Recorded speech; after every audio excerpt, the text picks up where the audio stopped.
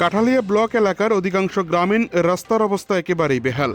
এক একটি গ্রামীণ সড়ক কয়েক বছর ধরে সংস্কারের অভাবে একেবারে মরণ ফাঁদে পরিণত হয়ে আছে। যদিও এখনো বর্ষার মরশুম আসেনি, তার আগে মাঝে মাঝে বৃষ্টি হওয়ার পরিপ্রেক্ষিতে রাস্তার অবস্থা যে কেমন হয়েছে তা আর বলার অপেক্ষা রাখে না। ছোটখাটো যানবাহন চলাচল ও একেবারে কষ্টকর হয়ে উঠবে। সামান্য বৃষ্টিতেই জলে এবং কাদায় একাকার।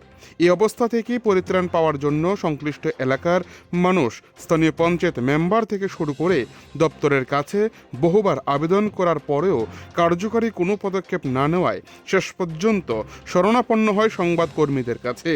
এমনই একটি দৃশ্য ফুটে উঠল কাঠালিয়া ব্লকের একেবারে মধ্যবর্তী স্থান, যেমন বাঁশপুকুর এবং যাত্রাপুর, এই দুই পঞ্চায়েতের সীমান্তবর্তী গ্রামীণ সড়ক এলাকায়।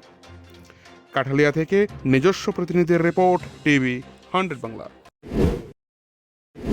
কিন্তু নির্বাচন আসলে আমরা দেখি এখানে সবাই গালভরা প্রতিশ্রুতি দিয়ে যায় যে আমাদের রাস্তাটা হয়ে যাবে, কিন্তু আমরা এখনো কাদা মাটি দিয়ে হাঁটতে হয়।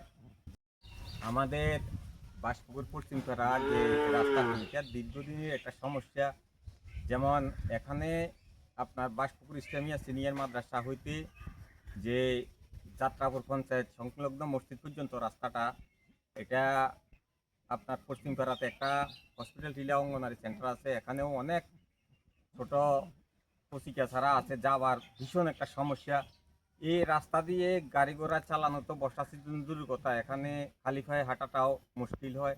আপনারা জানেন যে এই পাড়াটা মোটামুটি 70 থেকে 80 বছরের বসতি আছে, এবং এই আপনার এই পাড়াতে কোনো রিজার্ভ জায়গা নাই, জোতের জায়গাতে প্রত্যেকের বাড়ি।